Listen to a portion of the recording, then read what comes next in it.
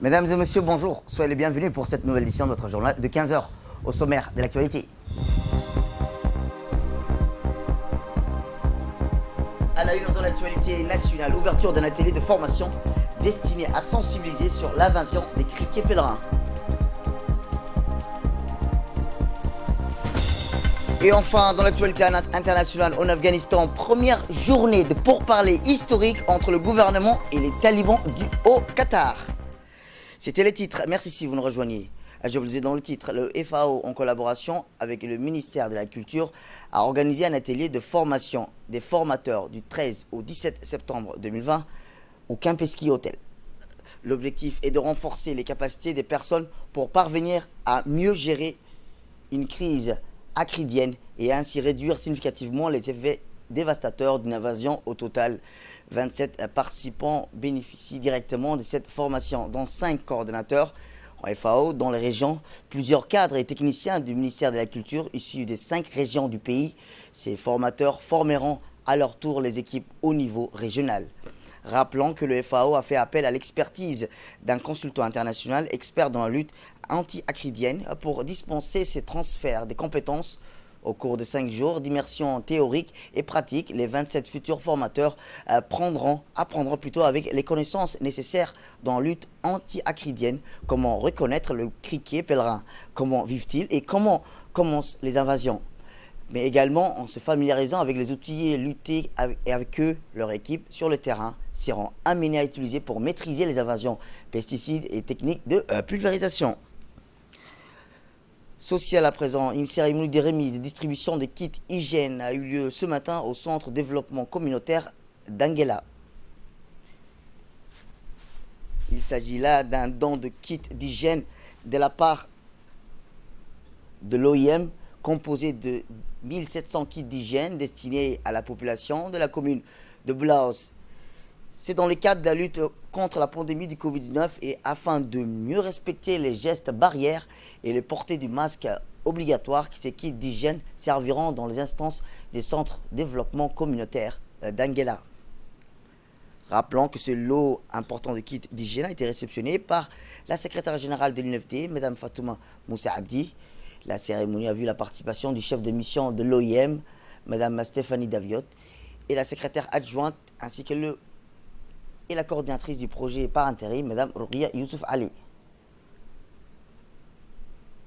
Vulnérables dans les différents quartiers dans lesquels vous travaillez, des migrants mais aussi des Djiboutiens. Il était vraiment important pour nous d'assister ces personnes durant cette période de Covid. Donc je sais qu'il y a 35 personnes au total qui ont été formées, qui ont mené des campagnes de sensibilisation au Covid. Et comme Madame l'a mentionné, je sais qu'il y a près de 1700 kits d'hygiène et d'articles non alimentaires qui seront distribués dans les prochains jours.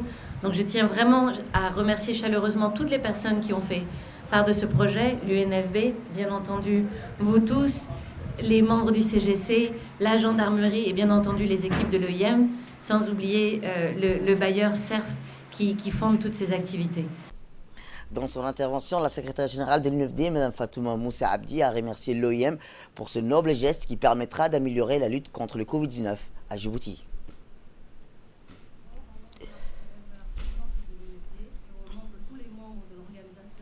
Vous remercie de votre soutien et de votre générosité pour ce don de 1700 kits d'hygiène destinés au 7CGC de la commune de Blaos, à savoir 242 kits par CGC en faveur de la population, avec le soutien et l'appui technique et financier de nos partenaires au développement.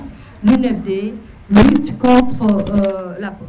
sans relâche pour arrêter la propagation de la pandémie et poursuit ses efforts pour maintenir la population à l'abri de la contamination. Pour cela, l'UNFD a lancé une série de sensibilisations communautaires la semaine dernière au 7CGC de la commune de Blaos, afin de leur montrer les techniques appropriées au lavage des mains, l'utilisation des désinfectants pour les mains et des informations sur la continuité des services. L'objet de ce dernier soit en mesure de sensibiliser leur communauté respective au risque liées au Covid-19. Je tiens à remercier la représentante de l'OIM pour ce noble geste de solidarité qui permettra à notre population, sans nul doute, d'améliorer la lutte contre le coronavirus et contribuera également à relever l'importance du défi de réduction de la contamination. Tout à fait autre chose, le centre de développement communautaire d'Al-Hiba a abrité hier, sous la supervision du chef de service du CDC, chargé du suivi, M. Ahmed Ali Ahmed, une importante réunion qui a regroupé sur place plusieurs responsables des CDC, ainsi que les équipes dites vertes issues des centres de développement communautaire qui se sont illustrées dans la sensibilisation et information sur les gestes barrières dans le cadre de la lutte contre le Covid-19. La longue période de confinement, la pandémie a fait rage dans une atmosphère de crainte et de psychose généralisée. Les responsables des CDC et les équipes dites vertes ont promis de continuer la lutte contre la pandémie du Covid-19 et la population urbaine. L'association Karma Khan a organisé samedi dernier à Dikil une journée de solidarité en faveur des habitants de Gourabous, un village situé sur les corridors routiers djibouto-éthiopiens. À 40 km de Dikil, chef-lieu de l'association. Avec l'appui de ses partenaires publics et privés, ils ont procédé à la distribution des produits matériels sanitaires importants au centre de développement communautaire de Gourabous. Ainsi, de nombreuses familles ont bénéficié des moustiquaires et des produits de matériel sanitaire composés des masques et des savons, des seaux et du javel qui ont été distribués pour lutter contre la pandémie du Covid-19. De plus, pour soulager les dépenses des familles en cette nouvelle rentrée scolaire, un lot important de kits fournitures scolaires pour les écoliers ont été remis par M.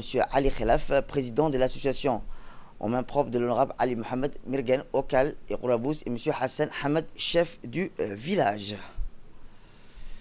Et enfin, sous l'égide du secrétariat d'État à la jeunesse et au sport, la direction des CDC a lancé hier au centre de développement communautaire des Quartiers 7 un programme de championnat inter-CDC dans toutes les disciplines sportives.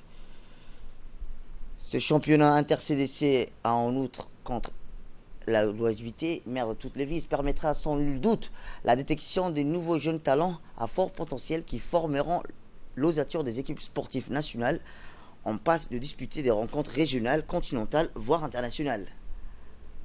Le secrétaire d'État à la jeunesse et au sport, Hassan Mohamed Kamil, s'est réjoui du lancement de ce programme tout en rappelant que le centre de développement communautaire doit être la plateforme vitrine jouant un rôle primordial dans la promotion et l'épanouissement de la jeunesse en particulier et du développement sociétal en général.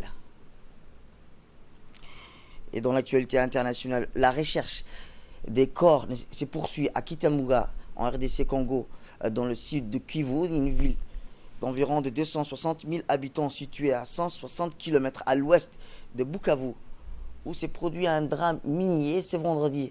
Une cinquantaine de creuseurs ont disparu dans 3 puits inondés par les eaux des pluies. Le deuil décrété par le maire de la ville se poursuit ce dimanche. Les chances de retrouver les survivants s'amusaient jusqu'à tard dans la nuit, samedi à dimanche. Les recherches se sont poursuivies sans succès. Selon la société civile locale, ce sont en majorité les jeunes creuseurs artisanaux âgés de 20 à 35 ans qui ont été surpris par des mottes de sable et de gravier emportés par les eaux et ruissellements suite à de fortes pluies qui sont abattues sur le site. Et enfin, en Afghanistan, le gouvernement afghan et les talibans ont mené hier au Qatar, en présence du secrétaire d'État américain Mike Pompeo, une première journée de négociations de paix historique qui s'annonce laborieuse en raison des profondes divergences. Dès la cérémonie inaugurale à Doha, les négociateurs du gouvernement afghan, Abdullah a présenté la principale requête de Kaboul, un cessez-le-feu humanitaire. Quelques 5000 talibans ont déjà été relâchés par Kaboul contre un millier de membres des forces afghanes dans le cadre d'un échange prévu et dans un accord américano-taliban signé en février dernier à Doha. Et dans la page sport, pour clore l'actualité internationale, la japonaise Naomi Osaka, 9e mondiale, a remporté samedi soir le 2e US Open, son 3e titre du Grand Chelem, en détournant une finale mal entamée face à la Bélarusse Victoria Azarenka. 1-6, 6-3, 6-3. À 22 ans, Osaka, déjà lauréat du Flushing Midwest en 2018 et l'Open d'Australie en 2019, retrouvera lundi le 3e rang au classement WTA, menant 6-1 et 2-0 Sans avoir existé, l'ex numéro 1 mondial soudain retrouvait son jeu, en particulier son service. Petit à petit, et celle qui a mis la main sur le match, la partie est alors devenue sens unique. C'est tout pour cette édition. Merci à vous de nous avoir suivis. Restez avec nous pour la suite de nos programmes télévisés. 4.